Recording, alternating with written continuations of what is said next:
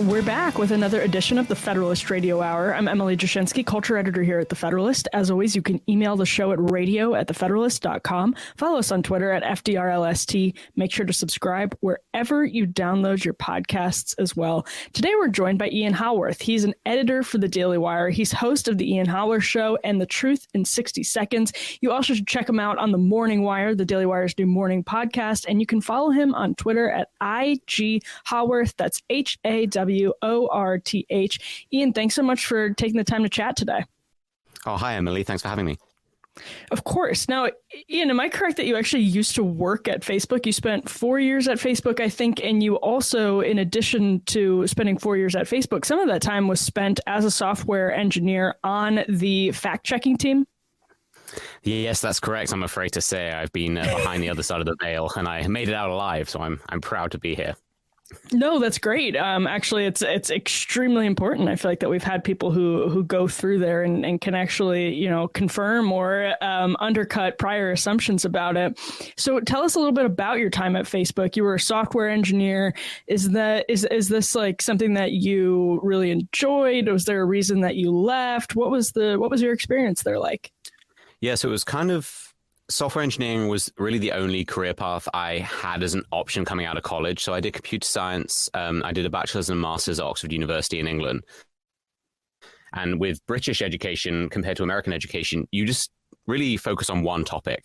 So I did nothing but computer science for 4 years. It was interesting. I liked it a lot. But then outside of university, I wasn't really that interested in being a software engineer, honestly. It wasn't really something I was particularly passionate about, but it was really the only thing I was qualified for. So one thing I really wanted to do is I wanted to move to the US and work in Silicon Valley. It's kind of the mecca of all computer science. So I moved over there in 2013, worked for a small educational software startup for a couple of years, and then moved over to Facebook. Facebook was actually a pretty cool place to work if you're a software engineer. It's like where all the things are happening in terms of being cutting edge of programming, of other technology.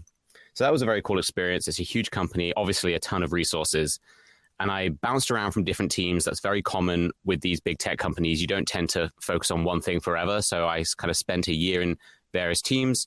And then the last year and a half, 2 years was spent on the misinformation team. So that means a bunch of different things. But the last year was on the fact-checking team. So building the tools that third-party fact-checkers use to fact-check content on Facebook. And so it's interesting now that I work for the Daily Wire. I was actually doing that at the same time as working at Facebook on a freelance basis. And now I work for the Daily Wire full time. It's a very interesting direction going from software engineer for big tech to talking about big tech. I also feel though I can speak to it a little more fairly. I think there are a lot of people who see it as like a red meat subject that you can just yell about big tech, everyone boos, and then you get on with your day. But hopefully I can bring a bit more nuance and understanding to really one of the most important topics we have. Yeah, that's really interesting. And Facebook is, I think a lot of people know, but Facebook is one of the most interesting places in Silicon Valley in terms of what Mark Zuckerberg sees as free speech actually was different, at least until recently, than other sort of tech moguls. He kind of held pretty firmly to the traditional American idea of free speech and how we should honor and facilitate that. But you have a story this week out in the Daily Wire that I want to get into. You reported out Facebook releases content distribution guidelines will target, quote, untrusted news. Also this week, YouTube has said that they will not allow people to monetize channels that are involved in climate denial. That's just, another, you can add that to the list of things that comes out about big tech and censorship and every single week. But tell us about this Facebook story you wrote. How are they defining untrusted news? Yeah, so this was part of, they released content distribution guidelines on September 23rd or September 22nd. And it kind of fell under the radar, which is interesting because everyone's focused on this so-called Facebook whistleblower right now who's, we can get into this a little bit later, but I don't think she's really a whistleblower at all. I think it's a non-story. What I actually think is the bigger story is that Facebook kind of slyly released these content distribution guidelines, which effectively explain how they demote content or push it further down in the newsfeed. So we all understand how Facebook and other social media will delete certain posts or delete accounts. I think most of us have had it happen to us once or twice. But almost the more impactful side of it is how they subtly demote content. So yes, your content will be out there, or an idea will be out there, or a view will be out there, but it won't actually be as accessible. And in some ways, I think that's more dangerous because you just don't have an equal access to the same ideas. And so you can really control the narrative in a far more kind of underhanded way. And so as part of these content distribution guidelines, they have about 30 different items of things they're going to do to demote content. Some of them make sense. Some of them are things like obvious spam or broken links. So you click on the link and it doesn't go anywhere, or things like porn and violence. But then there are a whole section on really fact check news items, like the idea of untrusted news and who defines what is untrusted. Well, to some extent, Facebook, and to some extent, legacy media outlets like CNN and New York Times, who are very angry that conservative outlets are doing so well on social media. And then you've got the fact-checking element where they are going to be demoting things that may be fact-checked, which is really a complete abuse of the entire system they put in place. The whole point of the fact-checking organization or arm of the company was to add a layer of truth to things. Whether or not you agree with fact-checking at all, the goal was to push something forward as it is true or not true, give people more tools to handle information. But now if they're demoting things via the fact-checking arm without actually fact-checking, then it's really just an abuse of power in another way that's going to impact conservatives even harder. So I really wish people had noticed the content distribution guidelines story a little more. I think this is really going to affect our daily lives far more than, say, the Facebook whistleblower will, who's really just out to get some notoriety in the Democratic space.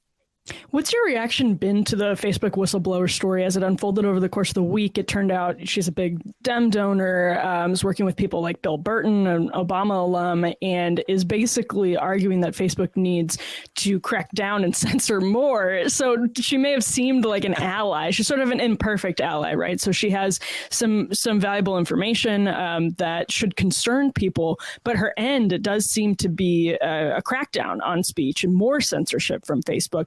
How did you react to this story over the course of the last week? Well, it was interesting. I actually spoke with her once or twice while I was at Facebook. I didn't know her particularly well, but she was obviously quite left-wing with how she viewed what Facebook should be. If you look at her history with Google and Pinterest, she's been demonstrably left-wing. I don't think this is particularly surprising. But in terms of what she was whistleblowing about, I don't think any of it is particularly new. The idea that private corporations will do things that help their profit margins, I don't think is surprising. I also think she made quite a lot of untrue accusations. I think trying to claim that Facebook doesn't care about young users or isn't looking into issues that are very important is simply not true. When I was there, they put an absolutely huge amount of money into these various things, and they were very proud of doing so. And this isn't to defend Facebook in any way. I think they do a lot of things wrong, especially when it comes to the idea of news and censorship. But I think we need to be very careful when someone comes out as an enemy of something we want to criticize or we even hate. I think the enemy of your enemy is not always your friend. And I think the fact that she has such obvious ties to the Democratic Party should be a red flag for a lot of people. Because yes, we can oppose the power of big tech, but it really matters what direction we want to go in. Do we want to go in the direction where there is more freedom online, more freedom of speech online, where we return the early days of these social media platforms, which is just everyone has a microphone. If you want to listen to someone, you can. If you don't, you don't, and that's it. Or do we want the road that she wants, which is that she holds the power? She was literally saying that she could be the one monitoring Facebook, which I think is to be quite full of yourself, to say the least. They want. Does that mentality? Is that mentality kind of endemic in Silicon Valley? The idea that, like, because one of the funny things about Silicon Valley is how so many people ended up stumbling into like massive power over our society and over our world. And Facebook is a good example of that. But does the mentality that, like, listen, like we know what's best. We can, we're sort of moral paragons and we can kind of jump in and do this on our own. And we are to be trusted over sort of the unwashed masses. Is that a common mindset in the industry, or is this just her? I would say it's very common, but not necessarily in the way people would think. I think when people think about big tech wanting to control our lives, they look at the CEOs, they look at Mark Zuckerberg, they look at Jack Dorsey, for example. They see them as sort of the big bad men at the top of the tree. In some cases, that's true. In some cases, that's not. The CEOs are all different. They all have different mindsets. For me, the real problem is all the people in the middle. It's the product managers, it's the directors of teams, it's the communications departments. They're the ones really making the day-to-day decisions that impact our daily lives in a far more, I would say, worrying way. So I think people like Frances Haugen, who are product managers, very mid-level, a lot of the things she was talking about, there's no way she could possibly know, for example. But if you get enough of those people together who believe that they know what's best for everyone, there's a definite arrogance that permeates through Silicon Valley. It's a very highly educated, I hate to use this word, but a kind of privileged community where people generally think they're quite woke, but without ever actually having gone through anything difficult in their lives. And so a lot of people feel that they have this unique ability to know what's best for the world and to wield the power that they have been given through a job. I don't think necessarily the people who created these companies feel this way. I think it's the people who come in later and want to wield the power they've temporarily inherited. I mean, I think the arrogance was shown by Frances Haugen the way she came in. She was an employee at Facebook for 2 years at the most, which is not a long time in the world of Facebook. And she was saying that she knows what's best for Facebook. She would want to audit them and control what they can do. That is the arrogance that I think is demonstrative of a lot of people who come into tech and believe they know what's best for everyone. And so I think that's what people need to understand. It's not necessarily the top people that are making these decisions. It's the tens of thousands of employees in the middle who make these decisions day by day. Middle management, the scourge of corporate America right now. And no offense to anybody out there in middle management, but a lot of people, there were sort of prolific conspiracy theories this week because I think there's reasonable suspicions about the timing and the circumstances of Frances Haugen's leak and then revelation with the 60 Minutes interview. What did you read into that? Is there anything to be reading into that? Are there darker powers at work under the current here? What do you mean in terms of Facebook going down or just generally? So Facebook going down. So we have the sort of trickle out in the Wall Street Journal, and then you have the big leak, and then you have her ending up on 60 Minutes. The next day, Facebook going down, and then we sort of find out that her goal is to have more censorship. And I think people were sort of like, why is Facebook going down right now? As soon as all of this information is coming out, and then why is this Dem donor coming out and asking for Silicon Valley to exert more power over the rest of us? Is there something going on under the surface, or do you think it's just she hired a fancy Dem consulting firm and got good help? In some ways, I think it's the other way around. I don't think it's necessarily a conspiracy behind the scenes. I think they're doing it right in front of our faces. I think the Democratic Party are desperate to wield big tech, whether that be Facebook, Twitter, Google, Amazon, for their own means. And so they see any opportunity they can to paint Facebook or any of these other companies as the inherent evil in our society that they alone can fix. I think Frances Haugen was just a useful tool in that way. I think she was obviously quite happy to talk about herself, big herself up as this great moral leader in some ways. I don't think Facebook going down had anything to do with it. I don't think they would lose millions upon millions of dollars in advertising revenue just to hide from one disgruntled employee who really doesn't know what she's talking about. I don't buy into those conspiracy theories there. I don't think shutting Facebook down would be a benefit at all. I do think, though, that we need to understand that it was almost the other way around. She came out and was willing to talk badly about Facebook, and so the entire Democratic Party and media apparatus rallied around her. It wasn't the other way around, where she had an interesting story and so they promoted it. It was, we have someone we can push to push our narrative. Because if, say, I left Facebook and I had some negative things to say about Facebook from a conservative perspective, I don't think a lot of these out would not get a 60 Minutes interview. I worked on the fact-checking team. I arguably know more than Frances Haugen does, but I wouldn't be getting a 60 Minutes interview because it's not about the employee. It's not about necessarily even hitting Facebook. It's hitting Facebook with the goal of wielding it in favor of leftism. I think that's what people need to understand. So when you see someone slamming Facebook, before you start celebrating, try and understand what their ultimate goal is. And the fact that Jen Psaki's PR firm was heavily involved should at least be a red flag for people. Yeah, and to the contrary, if you came out sort of as a whistleblower in the way that she presented herself, they would actively look for ways to undermine you and attack you and your character. So yeah, that explanation I think is quite obviously the most reasonable one. But when you're looking at, so like your report where you say Facebook is going to target, quote, untrusted news via these new content distribution guidelines, what are the red flags in the language of the content distribution guidelines? Because some of the language is kind of vague and it might sound to the average reader or Facebook user that, oh, okay, these are nice. These are going to keep us all happy.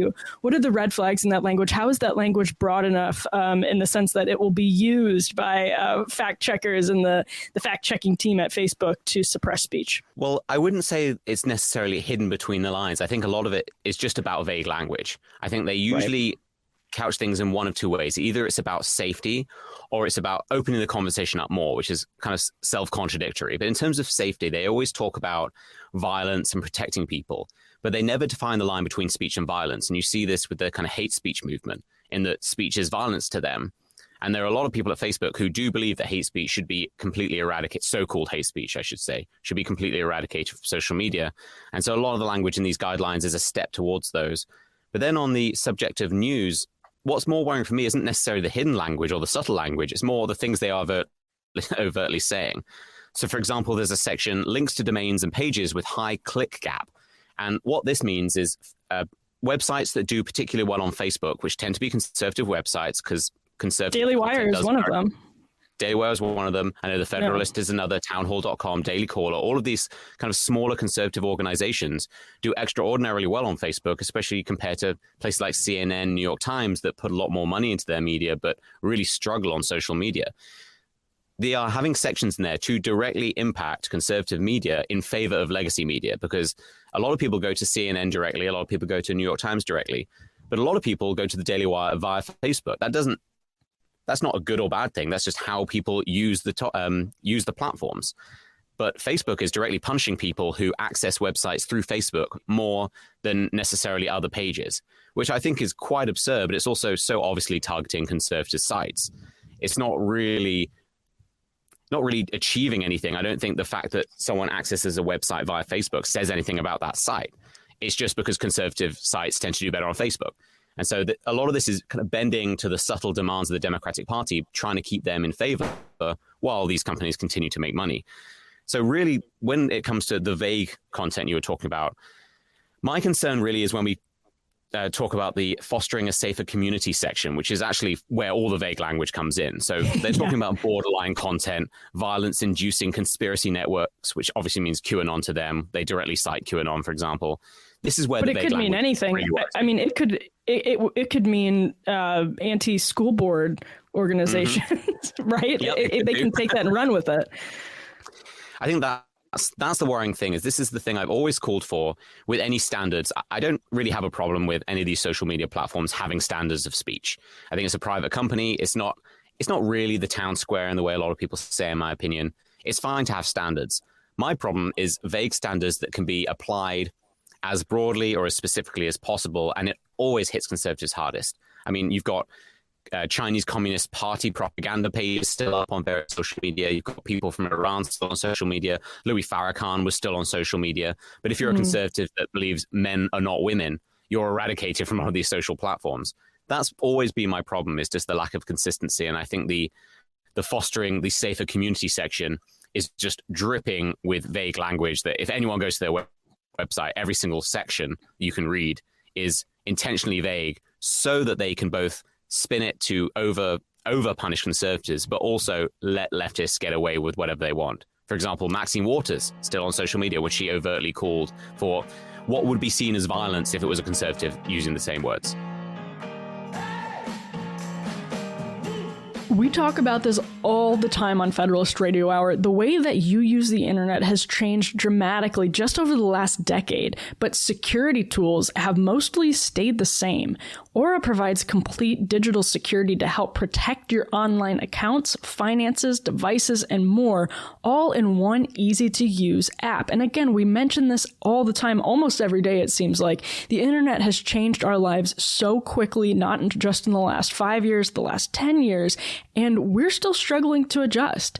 Aura provides digital security protection to keep your online finances, personal information, and tech safe from online threats. It's all-in-one protection from identity theft, financial fraud, malware, scam sites, and so much more. With Aura, you'll get alerted to fraud and threats fast, like if your online accounts or passwords were leaked online, or if someone tries to open a bank account in your name. Aura is easy to set up. All plans come with $1 million in identity theft insurance to help recover your stolen funds and experienced US-based customer support that's got your back. Aura is a new type of security service that protects all of your information and devices with one simple subscription. With an easy online dashboard and alerts sent straight to your phone, Aura keeps you in control and guides you through solving any issues. Now, for a limited time, Aura is offering our listeners up to 40% off plans when you visit aura.com/Federalist. Go to aura.com/Federalist Federalist to get complete protection and savings of up to 40%. That's AURA.com/Federalist.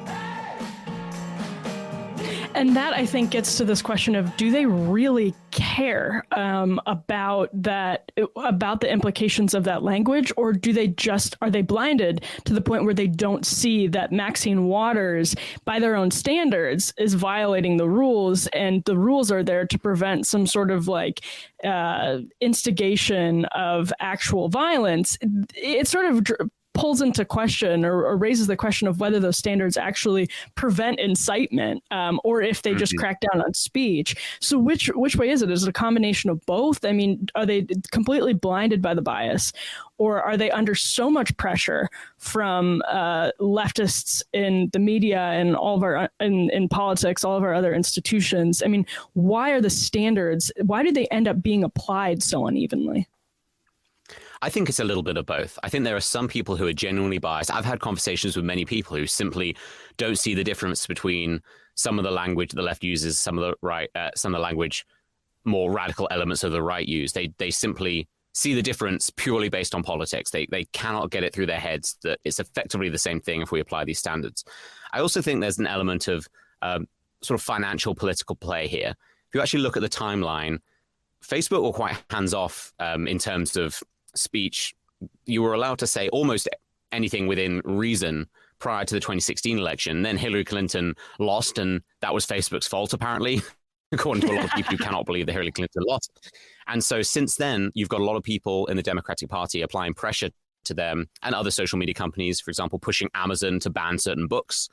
And so you've got a lot of people in these companies that just want to keep making money. And so the easiest way to do that is just to kind of placate the Democratic Party, give an inch here and there. But of course, with the Democratic Party, if you give an inch, they take a mile eventually. But a lot of it is just trying to keep people friendly so you can carry on and keep making money for your shareholders, which I don't necessarily have a problem with if it's done fairly. The problem I have is that you have people making these decisions in the company who are, as you say, completely blind to this bias, who see Donald Trump as inciting violence every single second with everything he says, but then can look at Democratic leaders saying arguably worse things and just nod along because deep down they agree with their sentiment or their ideology.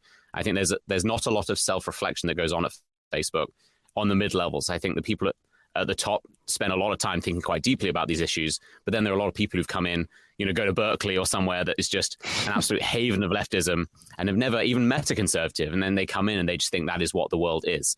And I think unless that gets fixed, it's going to be very, very hard to long-term fix these issues. Right. They've met conservatives on their Twitter feeds and, not picked, as Beckett Adams would say, to the point where they've sort of met online crazy people or they have an uncle who they think is crazy, but they don't really know actual conservatives. And it does seem to be a huge problem. Does this even help the shareholders? That's a question I think is really central, because it seems that widely outside of Silicon Valley, there's immense frustration outside Silicon Valley and outside maybe the DNC. There's immense frustration with the mentality in Silicon Valley of sort of king type censorship, that they can sort of fix everything by exerting their moral values on their platforms and restricting speech. And so I wonder if it draws people away from their platforms, or are their platforms so powerful that they now only have to respond to lawmakers and sort of cultural arbiters, and consumers just really can't do a damn thing about it? Well, I think there's two things that I think are important here. I think the first is they are so powerful at this point. They have much more leeway than maybe a new company would. I think you've got these companies that have billions of users who have a lot of their lives invested in these platforms. It's like having all of your phones on Apple, for example, and then suddenly moving over to Android. It's actually something most people don't do. And it's exactly the same with social media platforms. Like a lot of us in our generation grew up with Facebook, for example. Our entire lives are on Facebook. So it's unlikely that we're going to move over to a platform, shift all of our messages and our photos over. It's just not really plausible. So I think they kind of have control in some ways over us in that manner. But then, of course, each new generation comes through. You have new platforms that might actually be worse. I think TikTok is far worse than any of these American-based companies. And it's flying under the radar because most of the left don't want to criticize China with any breath they have. And so that's one thing we have to consider. But also in terms of money, not only do they have a large control of the population, but most of their money actually comes from people who are kind of apathetic to the issues. I think there are a lot of people who talk about big tech have very, very real concerns, sometimes overblown, sometimes underblown. But then the vast majority of users of these platforms just simply don't care about politics.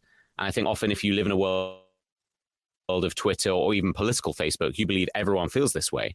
But there are millions, if not billions, of users worldwide who simply don't really care about issues like freedom of speech or whether or not certain views are being banned because they're just using Facebook for less political or non-political things. And so I think apathy is a big part here, that when we're in the political space, it's very easy to fall into the view that everyone else cares so deeply about politics, but they simply don't. And maybe they should, but Facebook and other companies will take advantage of that fact. I mean, if we think about Amazon, for example, the idea of banning books about so-called COVID misinformation or vaccine misinformation, if you care about freedom of speech, that's a big deal. But if you just use Amazon to buy a few things every week or every month, but don't particularly care, this has no effect on your life. And I think until issues like this start affecting everyone, people simply won't care, and Facebook and all these other companies will continue to make the vast majority of their money. What do conservatives get wrong about big tech in general and then Facebook more specifically? Oh, that's a really interesting question. I think in terms of generally, I think we get too into the realm of it's the new public square. They should be enforcing free speech. I think we are almost looking at the wrong battle. The right battle, in my opinion, is trying to ensure that provider and platform level freedom, I think, is more important than social media freedom. And what I mean by that is I don't think we should be necessarily forcing platforms like Facebook and Twitter to provide necessarily freedom of speech. I think we can lobby for it, but I don't think we should be forcing it. I don't think that should be the goal. They are private companies. They're not, in my mind, the public square in the way that we can legislate what they allow. My issue comes actually slightly more boring, but more impactful area, which is when you have server farms, which are owned, I think Amazon owns the vast majority of server farms, for example, and can just turn off competitors with a flick of one button.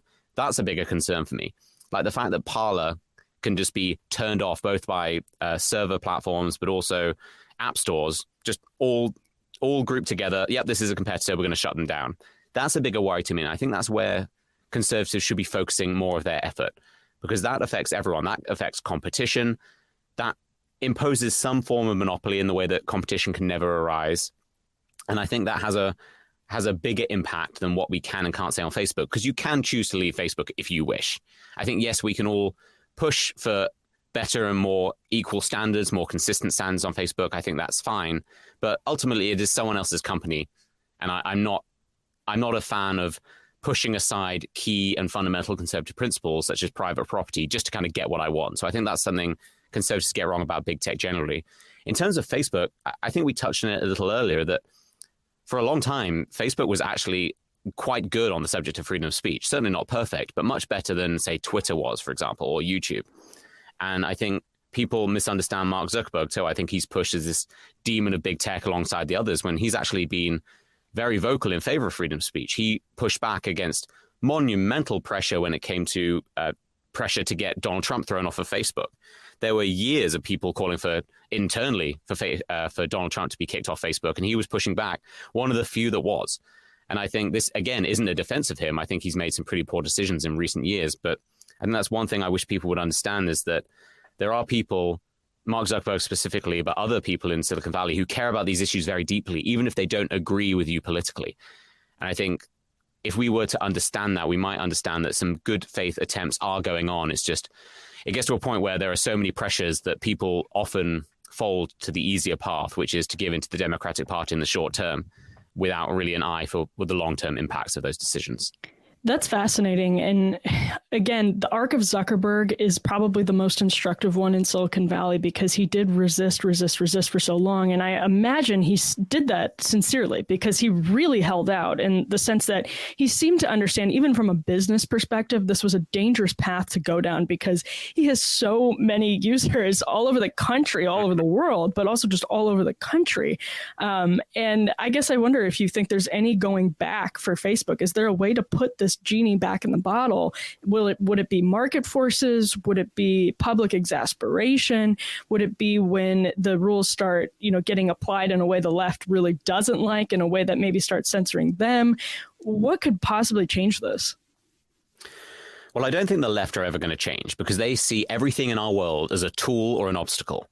And Facebook became an obstacle in 2016 and they want to turn it back into a tool. And so I think we need to understand the left are never going to change. I think what we need to focus on as conservatives is both some form of legislation change with Section 230 perhaps to try and make political bias a little more difficult for these companies.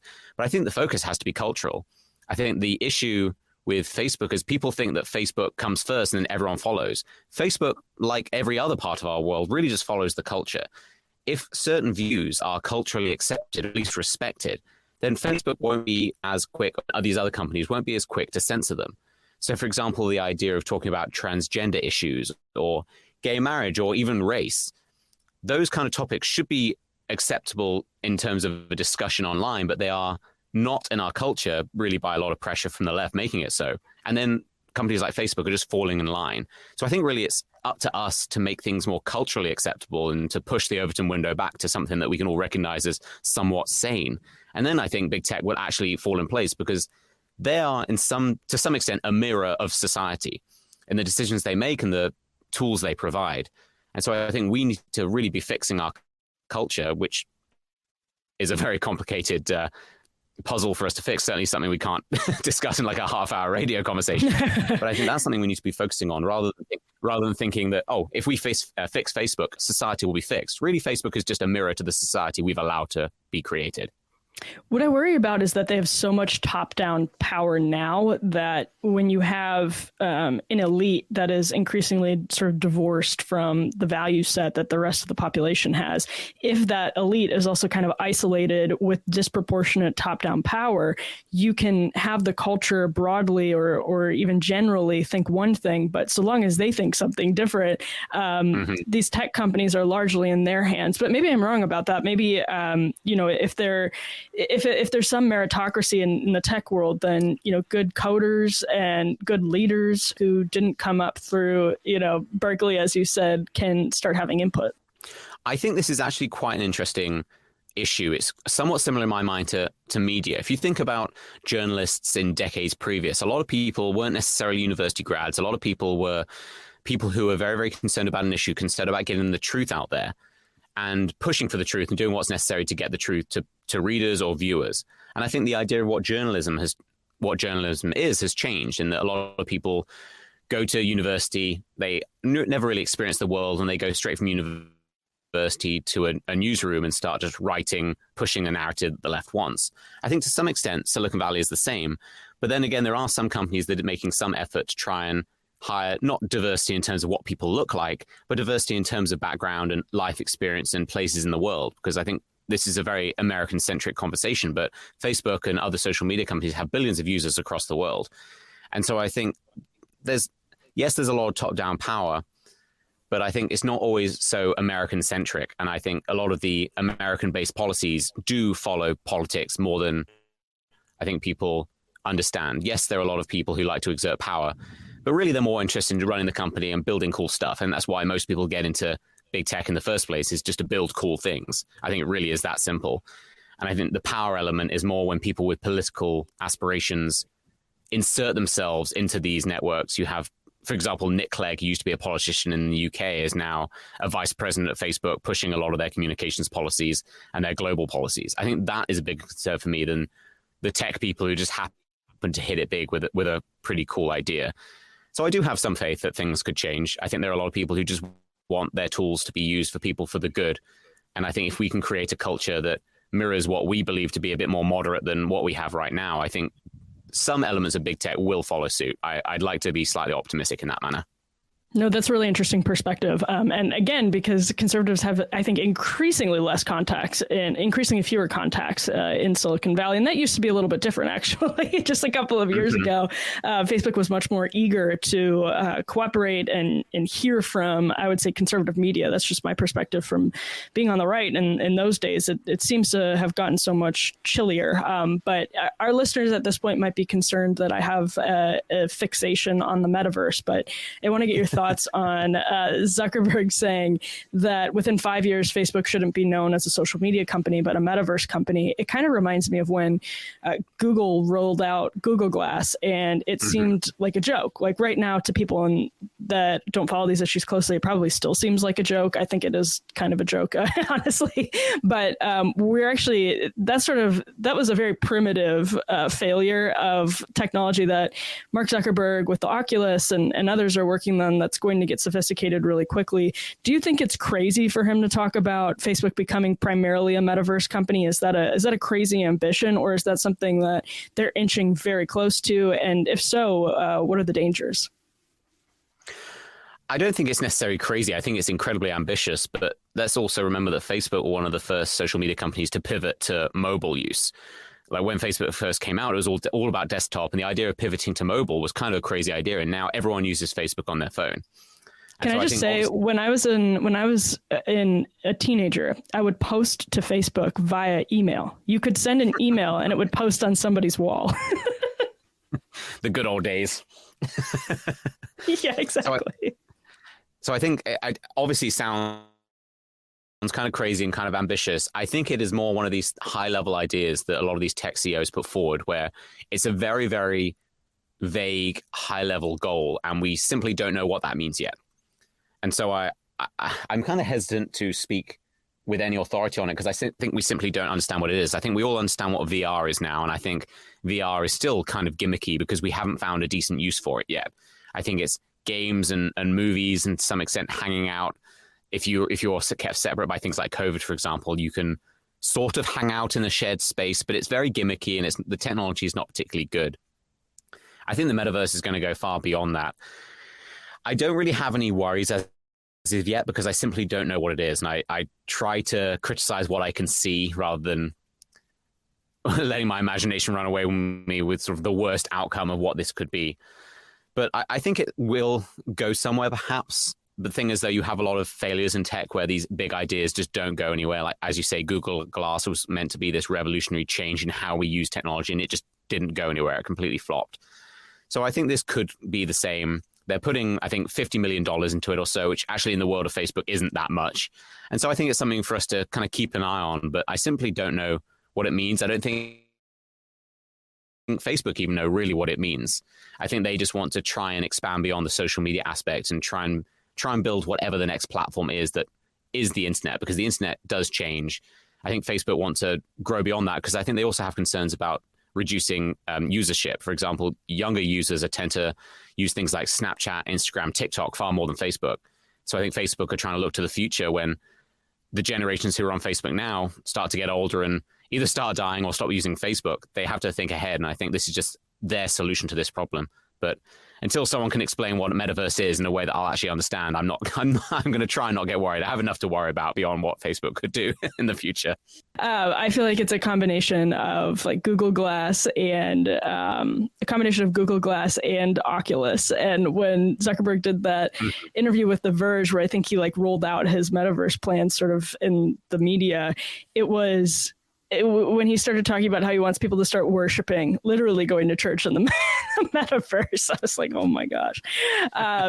So, I actually do have one more question. Sorry to take up so much of your time, but I was watching the HBO documentary that Monica Lewinsky and Max Joseph, who people might know from Catfish, it dropped this week on shame and cancel culture. And I was sort of like eagerly awaiting this documentary because Monica Lewinsky has a kind of singular experience with public shame, but it is just totally saturated in social justice dogma to the point where it's wildly unhelpful. There are a couple stories in it that are interesting, but it features Tristan Harris, which the group that he runs, by the way, I think has some really valuable stuff. It's called the Center for Humane Technology, I think, and they've got some really valuable stuff on their website. But when the Social Dilemma came out, it sort of rocketed him to fame, and he's now asked to comment on all of these things when it comes to shame, cancel culture, technology, Facebook, Google, whatever it is. But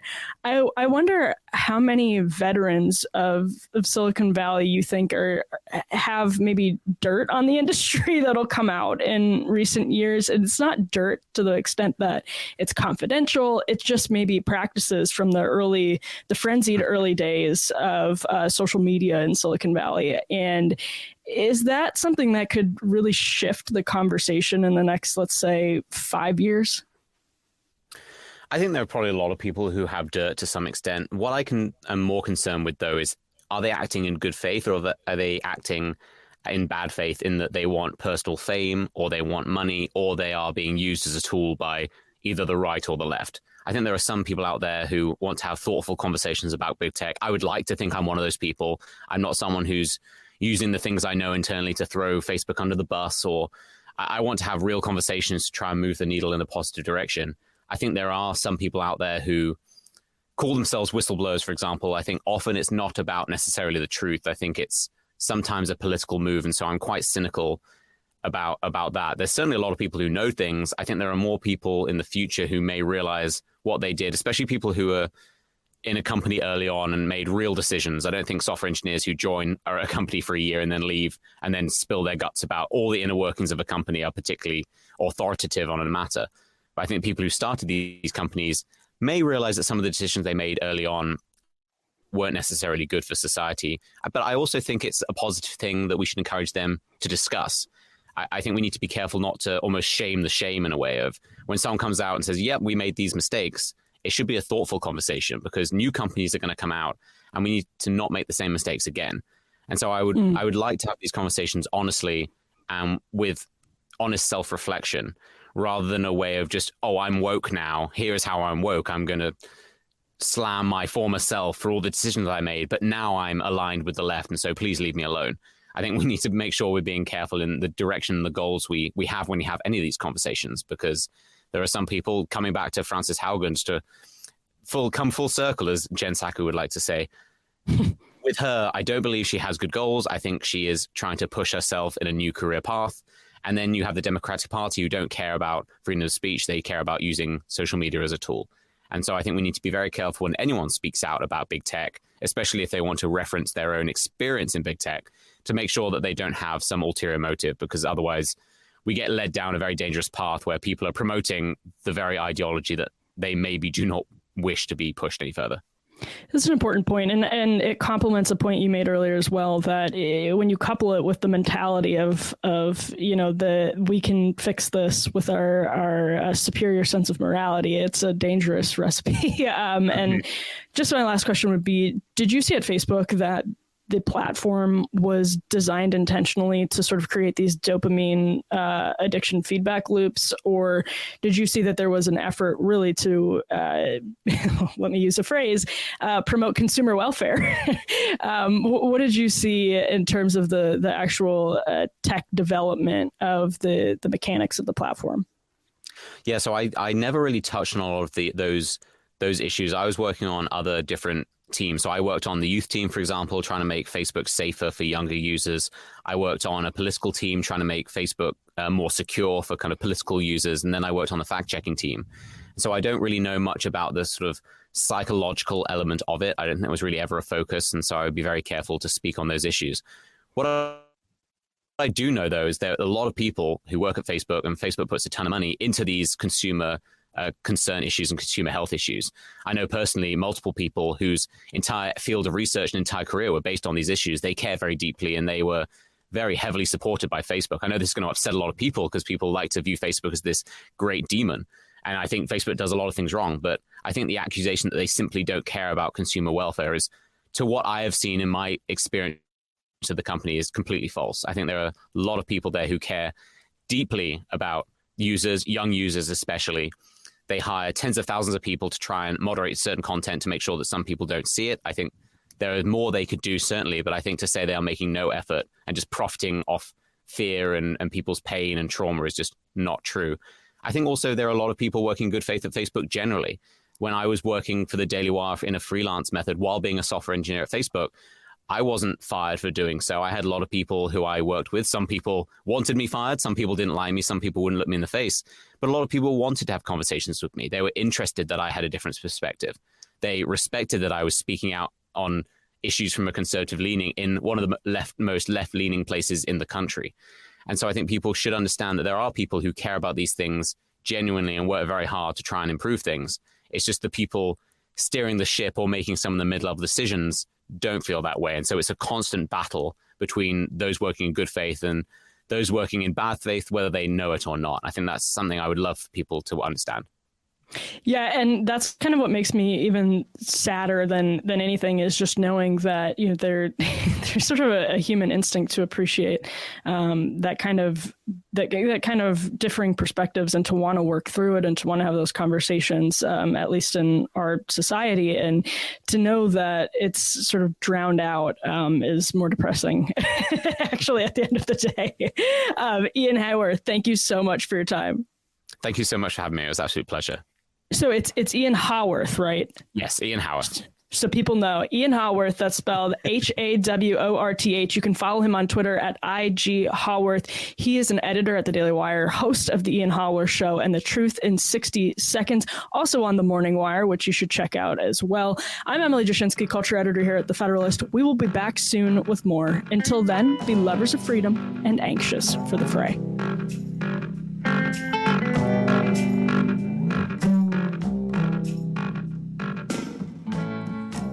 The faint voice of reason, and then it faded away.